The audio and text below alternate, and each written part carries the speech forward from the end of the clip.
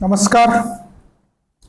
Study technique अथवा व्यक्तिमत्व विकास या आमच्या यूट्यूब चॅनलवर आपलं स्वागत आहे.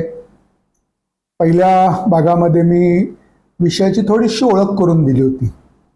आज विषयाची का गरज आहे, म्हणजे सेल्फ स्टडी किंवा स्टडी टेक्निकची गरज का आहे, हा विषय घेणार आहे. त्याआधी एक गोष्ट सांगणार आहे. एक राजा होता. त्याचं राज्य समुद्र किनाऱ्याच्या जवळपास, समुद्र किनाऱ्यात मोठा होता त्याच्या राज्याच्या भागात, आणि तिथं कोळ्यांची वस्ती खूप मोठ्या प्रमाणावर होती. राजा खूप श्रीमंत होता, पण हे कोळी खूप गरीब होते. म्हणून राजाने त्यांच्या मंत्र्यांची मीटिंग घेतली आणि त्याच्यावर चर्चा केली की या कोळ्यांसाठी काय करता येईल. मग असं ठरलं त्या मीटिंगमध्ये, मंत्रिमंडळाच्या बैठकीत, की दरमहा प्रत्येक फॅमिलीला आपण उचलून पैसे देऊ, म्हणजे त्यांचं जीवन व्यवस्थित सुरू राहील. त्याप्रमाणे पद्धत सुरू झाली. दर महिन्याला प्रत्येक कुटुंबाला कोळ्यांच्या एक ठराविक रक्कम राजाच्या तिजोरीतून, कोषागृहातून मिळत होती. बरीच वर्ष गेली. नंतर राजाच्या लक्षात आलं की आपली तिजोरी तर खाली होत चाललीच आहे, पण कोळ्यांच्या जीवनात काही फरक पडलेला नाही. ते अधिक ऐदी झालेले आहेत, काम असं झाले, बसून राहिलेले आहेत. मग प्रत्येक दरबारी एक बिरबल असतोच, तसा त्या राजाच्या दरबारात सुद्धा एक बिरबल होता. आणि त्या बिरबलाने राजाला युक्ती सांगितली की राजा, आपण जे त्यांना दर महिन्याला पैसे देतोय ते पैसे बंद करू आणि मासे कसे पकडायचे याचं आधुनिक तंत्रज्ञान त्यांना शिकवू. आणि हे जेव्हा राजांनी सुरुवात केली, त्या कोळ्यांना आधुनिक तंत्रज्ञान शिकवलं, मासे पकडण्याचे विविध यांत्रिकीकरण करून दिलं. त्याच्यानंतर त्या कोळ्यांच्या जीवनात खूप फरक पडला. त्यांच्याकडे संपत्ती आली, ते सधन झाले. या गोष्टीचा बोध असा आहे की स्टडी टेक्निक म्हणजे ते मासे पकडायचे तंत्रज्ञान. मुलांना आत्ताची जर आपण प्रेझेंट एज्युकेशनल सिस्टीम बघितली तर स्पून फिडिंग आहे. चमच्याने त्यांना घास भरवतोय. हे स्पून फिडिंग बंद करून त्यांना अभ्यासाचं टेक्निक, अभ्यासाचं तंत्र, स्टडी टेक्निक, सेल्फ स्टडी हे शिकवणं खूप गरजेचं आहे. अभ्यास करताना मी बघितले की मुलांचा आणि विशेषतः पालकांचाही घोकमपट्टी याच्यावर फार जोर असतो. म्हणजे एखादा विषय समजून त्याचा अभ्यास करणे आणि घोकमपट्टी करणे यात जमीन आसमानाचा फरक आहे. जेव्हा एखादा विषय समजून आपण अभ्यास करतो तेव्हा तुम्हाला त्याचे रिझल्ट्स मिळतात. नंतर अतिशय डिपेंडंट झालेले आहेत मुलं.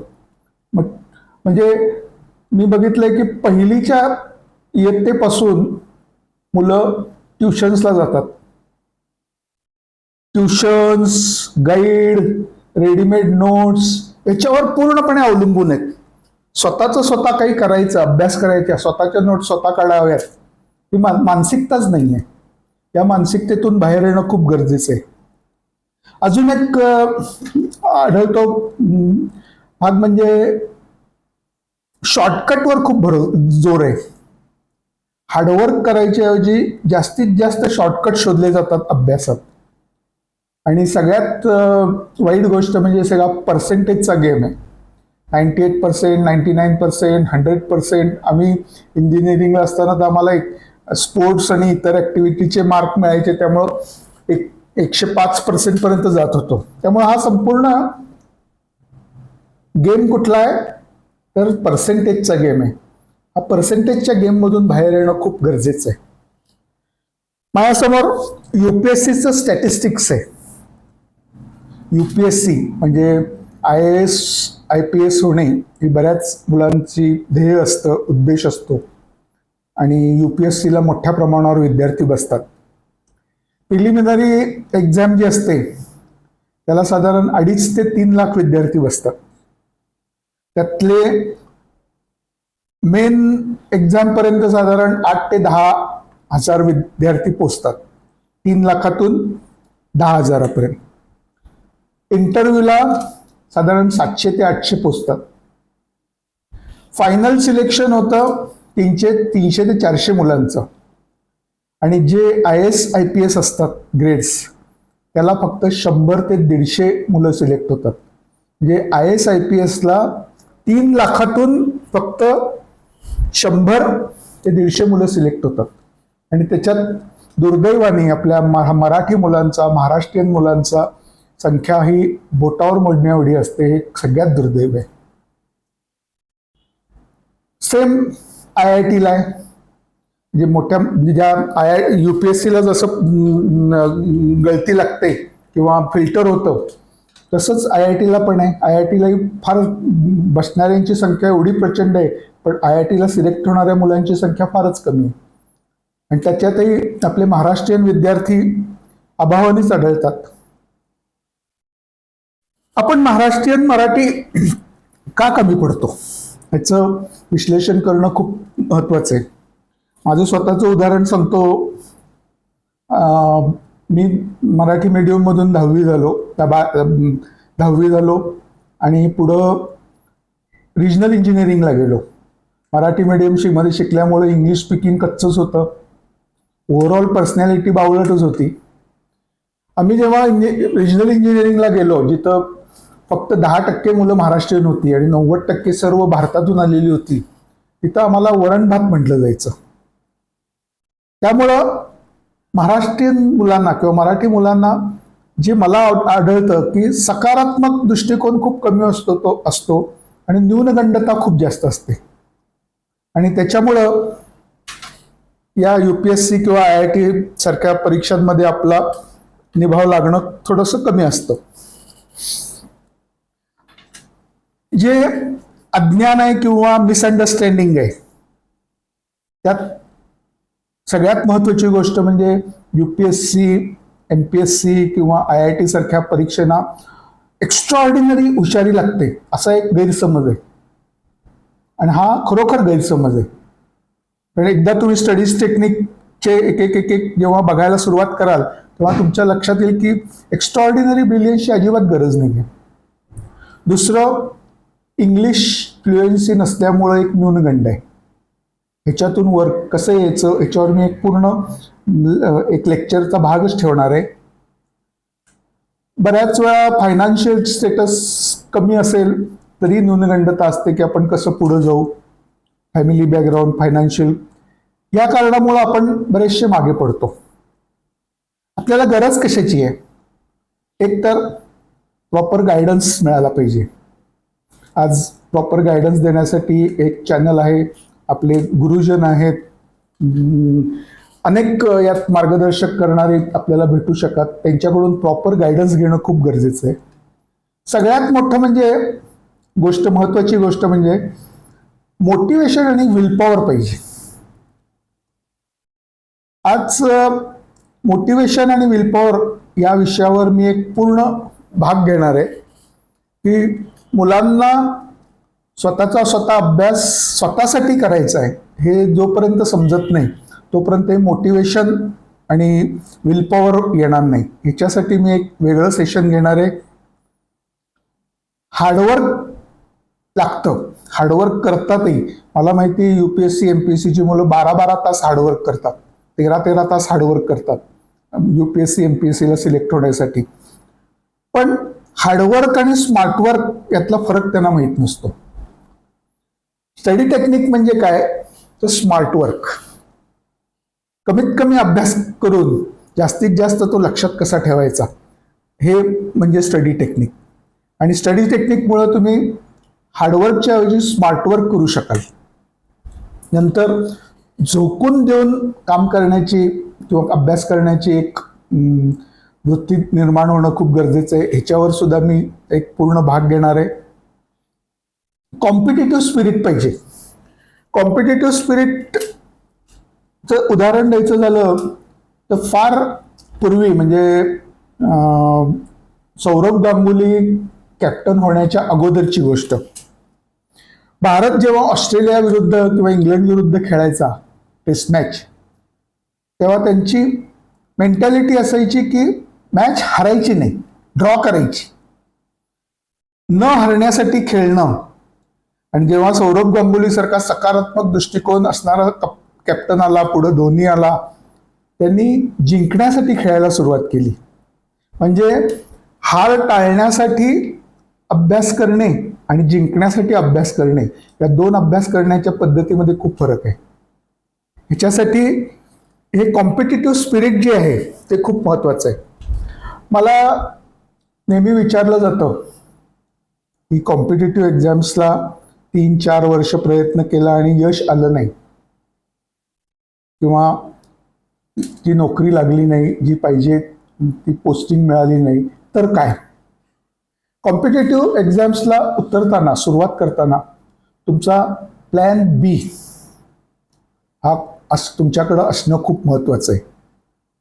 आणि मला बरेच जण विचारतात की प्लॅन बी काय असावा. मी त्यांना नेहमी सांगतो की तुम्ही अभ्यास करताना जर 13-13, 14-14 तास मेहनत करत असाल, तर स्वतःच्या व्यवसायासाठी जर तुम्ही तेवढाच वेळ दिला तर तुम्ही कुठं पोचाल. तेव्हा प्लॅन बी हा नेहमी स्वतःचा व्यवसाय हा असावा, असं मी नेहमीच सल्ला देत आलोय.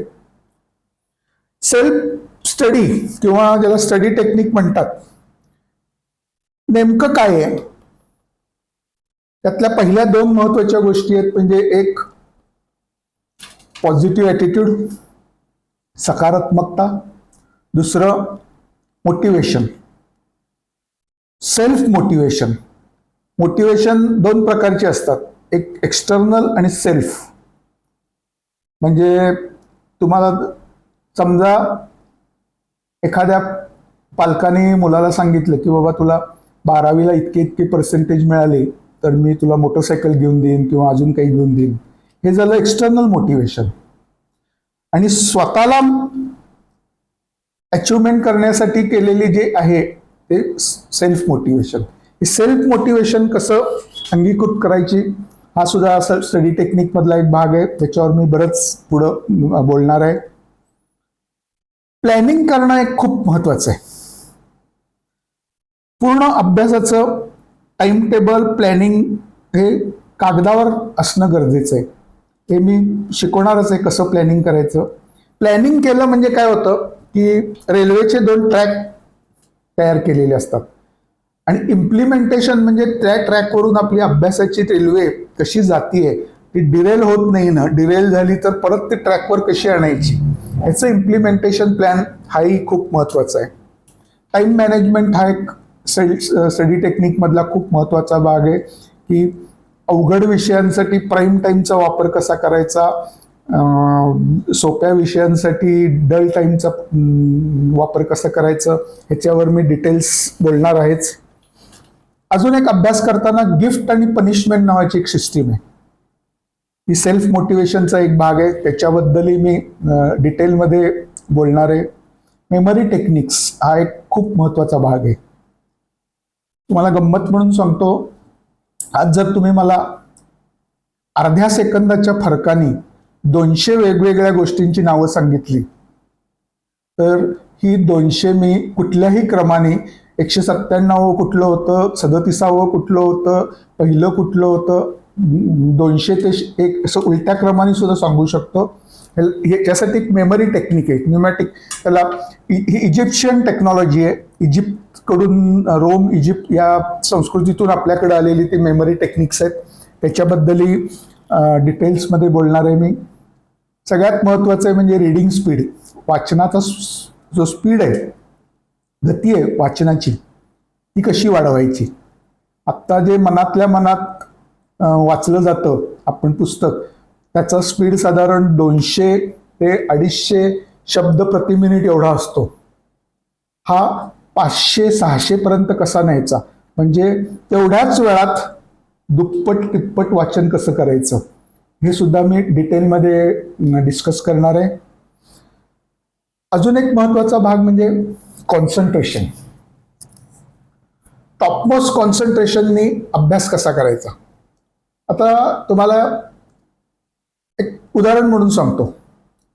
एखादी टॉपिक आहे अभ्यासाचा आणि अभ्यास करायला सांगितला आणि अभ्यास केला आणि अजून एक त्याला हे सांगितलं की हा जो टॉपिक आहे हा टॉपिक तुला उद्या एका ग्रुपला शिकवायचा आहे.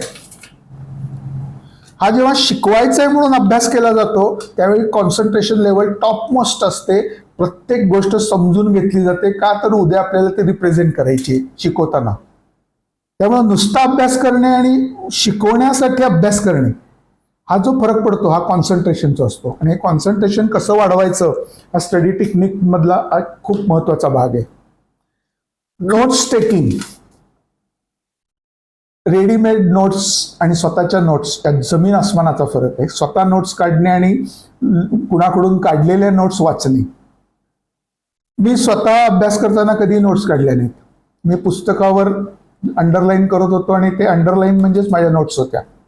त्याच्याबद्दल मी नंतर एक पूर्ण लेक्चर म्हणजे अर्ध्या तासाचं लेक्चर ठेवणार आहे की नोट्स टेकिंग कसं करायला पाहिजे आणि ते नोट्स टेकिंगचं लक्षात कशा ठेवायला पाहिजे. त्याच्यानंतरचा मोठा भाग आहे तो म्हणजे परीक्षेची तयारी कशी करायची. आपण परीक्षा जवळ आली की जास्तीत जास्त अभ्यास करतो. म्हणजे उद्या जर सकाळी 11 वाजता पेपर असेल तर पहाटे 4-4, 5-5 वाजेपर्यंत जागून अभ्यास करतो. माझं टेक्निक उलट आहे. परीक्षा जवळ आली की अतिशय फोकस अभ्यास करायचा असतो. जे येत नाही तेवढ्याच गोष्टींचा अभ्यास करायचा असतो आणि जे येत नाही ते ओळखायचं कसं. ह्या टेक्निक्स मी तुम्हाला समजावून सांगणार आहे. मला आठवतंय की माझा 12वीला फिजिक्सचा पेपर होता नेक्स्ट डे. आदल्या दिवशी मी 9:30 वाजता तरुण तुर्क म्हातारे अर्क नाटक बघायला गेलो होतो आणि रात्री उशिरा झोपलो आणि सकाळी फिजिक्सच्या पेपरला गेलो होतो. माझ्या 10वीच्या गणिताच्या पेपरची तर गंमत अशी आहे. नाना हायस्कूलला पुण्याला माझा नंबर होता आणि अल्जिब्राचा पेपर होता. आमच्या वेळी 75 मार्काचा अल्जिब्रा, 75 मार्काचा जॉमेट्री आणि 2.5 तासाची वेळ होती. अल्जिब्राचा पेपर मी 25 मिनिटात सोडवला आणि 25 मिनिटात पेपर दिला. त्या सुपरवायझर मॅडम होत्या त्या म्हणाल्या पास होण्यापुरतं तर लिहा. मला पैकीच्या पैकी मार्क मिळाले होते. म्हणजे परीक्षेची तयारी कशी करायची हा खूप महत्वाचा भाग आहे. तो मी डिटेल सांगणार आहे. सगळ्यात महत्वाचं म्हणजे पेपर सॉल्विंग, पेपर सोडवण्याचं टेक्निक. ह्याच्यात सबकॉन्शियस माइंड, आपल्याकडे 2 प्रकारचे माइंड्स असतात. एक कॉन्शियस माइंड आणि एक सबकॉन्शियस माइंड. सबकॉन्शियस माइंडचा वापर पेपर सोडवताना कसा करायचा ह्याची टेक्निक्स मी सुद्धा तुम्हाला सांगणार आहे. आजचं सेशन संपवण्यापूर्वी मी तुम्हाला क्वेश्चनरी करायला सांगणार आहे. प्रत्येक विद्यार्थ्यांनी पेन पेन्सिल घेऊन समोर बसावं आणि एक प्रश्नावली मी सांगणार आहे ती पूर्ण लिहून तयार करावी. या प्रश्नावलीचा आपण नंतर उपयोग करणार आहे. तो कसा करायचा ही प्रश्नावली तयार असेल तर माझ्या बऱ्याचशा लेक्चर्समध्ये या प्रश्नावलीचा संदर्भ मी घेत जाईन. ही प्रश्नावली खूप महत्वाची आहे. या प्रश्नावलीमध्ये काय काय लिहायचंय मी थोडं स्लो सांगतो. पहिल्यांदा नेम, आपलं नाव लिहायचंय. त्याच्यानंतर शाळेत जात असेल तर शाळेचं नाव, कॉलेजमध्ये जात असेल तर कॉलेजचं नाव, आपल्या आईवडिलांची एज्युकेशनल बॅकग्राऊंड म्हणजे पार्श्वभूमी, आपले वडिलांचं शिक्षण किती झालंय, आईचं शिक्षण किती झालंय, तुमच्या आयुष्याचं ध्येय, तुम्हाला काय करायचंय पुढं. IAS व्हायचंय, UPSC द्यायची आहे, MPSC द्यायची आहे, व्यवसाय करायचा आहे, इंजिनिअरिंगला जायचंय, IIT ला जायचंय, मेडिकलला जायचंय, MBA करायचं, जे काही तुमचं ध्येय आहे हे ध्येय ठरवणं खूप महत्वाचं आहे. बऱ्याच मुलांचं ध्येयच नसतं. त्या दृष्टीने विचार होणं खूप महत्वाचं आहे. हे ध्येय ठरवण्यासाठी काय करायचं हा एक मोठा टॉपिक आहे ज्याच्यात मी ऍप्टिट्यूड टेस्ट सुद्धा कव्हर करणार आहे. त्यावेळी याच्यावर आपण इन डिटेल बोलू. इमिजिएट ध्येय काय आहे, म्हणजे तुम्हाला इंजिनिअरिंग करायचंय आणि सध्या तुम्ही 10वीत आहात. इंजिनिअरिंगची ऍक्च्युअल एक्झाम होणार आहे 12वी नंतर. आत्ता तुम्ही 10वीत आहात किंवा 9वीत आहात, तर 9वीचं किंवा 10वीचं तुमचं आत्ता इमिजिएट गोल काय आहे की बाबा मला 95% मिळवायचे, 85% मिळवायचे, 80, जे काय असेल ध्येय, हे ध्येय तुम्हाला तुमचं माहिती असणं गरजेचं आहे, गोल. दुसरा क्वेश्चनरीमध्ये लिहायचा जो मुद्दा आहे की तुम्ही अभ्यास कसा करता. लिहून करता, वाचून करता, झोपून करता, उभं राहून करता, कशा पद्धतीने अभ्यास करता, घोकंपट्टी करता, हे स्वतःचं स्वतः लिहायचंय. तुम्ही किती तास दिवसातले अभ्यास करता, हा पुढचा प्रश्न आहे. किती तास अभ्यास करता. त्याच्यानंतरचा प्रश्न आहे किती तास अभ्यास करू शकता. करता आणि करू शकता हे वेगवेगळे आहेत. तुमची कपॅसिटी किती आहे, फिजिकल कपॅसिटी, मेंटल कपॅसिटी, की किती तास अभ्यास करू शकतो, हे पण त्याच्यात लिहायचंय. दिवसाच्या कोणत्या वेळेला अभ्यास करता, पहाटे उठून करता, रात्री करता, हे पण तिथं नोंद करून ठेवायची आहे. तुमच्या दृष्टीने अभ्यासाची अशी कोणती वेळ की ज्यावेळी झोप येते, म्हणजे अनकम्फर्टेबल टाइम कुठला तुमचा अभ्यास करताना, की ज्यावेळी अभ्यासाला पुस्तक हातात घेतलं की झोप येते, तो पण नोंद करून ठेवा. तुमच्या दृष्टीने तुमचे आदर्श कोण. आदर्श कोण म्हटलं की 100 99 मुलं उत्तर देतात माझे वडील किंवा माझी आई.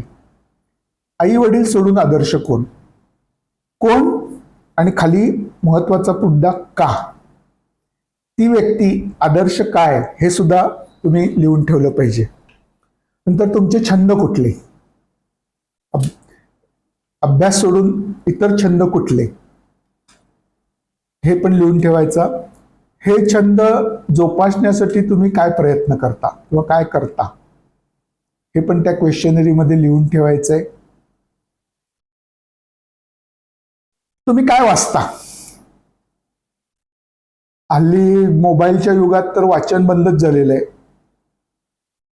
दुर्दैवाने मी बघतो की 3-4 वर्षाचं मुलं झालं की त्याला हातात मोबाईल दिला जातो आणि त्याचे वाचनावर परिणाम होतो, मुलं वाचतच नाहीत.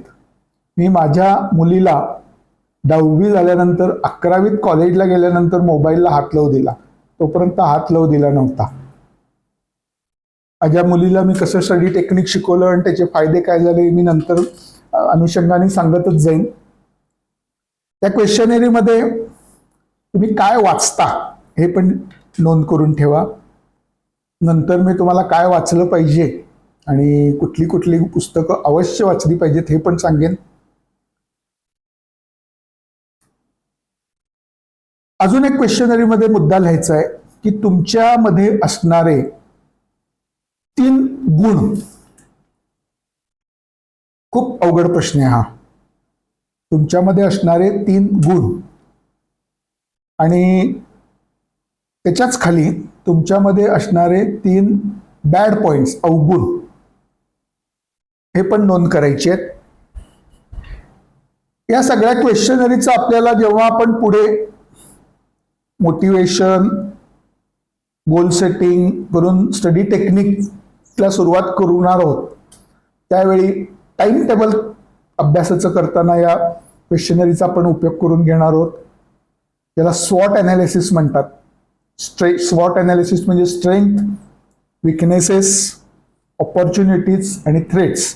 म्हणजे तुमच्यात चांगले गुण कुठले आहेत, स्ट्रेंथ्स, विकनेसेस म्हणजे तुमची कमतरता काय आहेत, अवगुण काय आहेत, याच्या दृष्टीने तुम्हाला संधी कुठली उपलब्ध आहेत आणि तुम्हाला भय कुठले, या गोष्टी स्वॉट अनालिसिसमध्ये येतात. त्या स्वॉट अनालिसिस आपण स्वतः कसं करायचं हे पुढे शिकणार आहोत. त्याच्यासाठी क्वेश्चनरी खूप आपल्याला उपयोगी पडणार आहे. आजचा भाग समाप्त करताना एक आम्ही पाथ अकॅडमी नावानं पर्सनॅलिटी डेव्हलपमेंट आणि UPSC MPSC ट्रेनिंगसाठी संस्था सुरू केली होती. पुढं आमच्या कामात प्रत्येकाच्या कामाच्या व्यापामुळं ती पुढं कंटिन्यू होऊ शकली नाही. या संस्थेमार्फत आम्ही एक सर्वे केला होता की गेल्या 15 वर्षापूर्वी जी मेरिटमध्ये मुलं आली होती 12वी 10वी मध्ये, म्हणजे आत्ता ती बोर्डात, आत्ता ती पद्धत नाही आहे, पण आमच्या त्यावेळी ती पद्धत होती की बोर्डात आले असं म्हणायचे त्याला, मेरिटमध्ये आलेली मुलं. या मेरिटमध्ये आलेल्या मुलं 10-15 वर्षानंतर काय करतात, हा एक आम्ही सर्वे घेतला. आणि दुसरा सर्वे असा घेतला की जे आत्ता यशस्वी आहेत वेगवेगळ्या क्षेत्रात, त्यांचे शिक्षणात ते कसे होते, ते व्यावसायिक असू देत किंवा अजून मोठ्या पोस्टवर असणारे, हे त्यांच्या शैक्षणिक जीवनात अभ्यासात कसे होते याचा सर्वे घेतला. त्यावेळी असं आढळून आलं की मेरिटमध्ये जी मुलं असतात फार यशस्वी होतात असं अजिबात नाही, बऱ्याच वेळा नोकऱ्यांमध्येच अडकून पडतात. पण जे यशस्वी व्यावसायिक आहेत त्यांचं शिक्षण फारसं झालेलं नसतं. ते कुठं आर्ट्स कॉमर्स मध्ये शिकलेले असतात, 10वी नापास असतात, 12वी नापास असतात, पण ते यशस्वी झालेले असतात. तर मगाशी मी जे तुम्हाला म्हटलं प्लॅन बी, UPSCला 2-3 वर्ष प्रयत्न केल्यानंतर, MPSCला प्रयत्न केल्यानंतर जर काहीच हातात नाही आलं तर प्लॅन बी काय असायला पाहिजे. तर प्लॅन बी हा स्वतःचा नवीन व्यवसाय हा असणं खूप गरजेचं आहे. तुम्ही इतके परिश्रम जर अभ्यासात घेत असाल कॉम्पिटिटिव्ह एक्झामसाठी आणि दुर्दैवाने यशस्वी नाही होऊ शकला, तर तेवढाच वेळ जर तुम्ही स्वतःच्या व्यवसायासाठी दिला तर खूप फायदा होईल. याच्यासाठी एक सोनी टीव्हीवर शार्क टँक नावाचा प्रोग्राम आहे की स्टार्टअप्स कसे वेगवेगळ्या प्रकारचे असतात. शार्क टँकचे जर सगळे एपिसोड बघितले तर तुम्हाला स्वतःच्या व्यवसायासाठी काहीतरी नवीन आयडिया मिळू शकेल आणि प्लॅन बी तुमचा इम्प्लिमेंट करणं सोपं जाईल. पुढच्या भागामध्ये आपण पॉझिटिव्ह ॲटिट्यूड, सकारात्मक दृष्टिकोन, मोटिवेशन आणि अभ्यासाचं गोल सेटिंग या विषयावर बोलणार आहोत.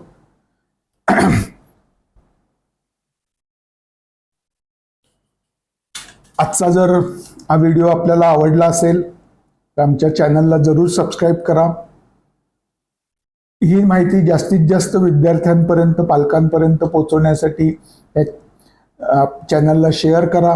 आणि आपल्या काही जर शंका, डिफिकल्टीज अभ्यासासंदर्भात, विषयाच्या नाही, जनरल अभ्यास करणे या संदर्भात जर काही डिफिकल्टीज असतील तर आपण कॉमेंट्समध्ये टाका.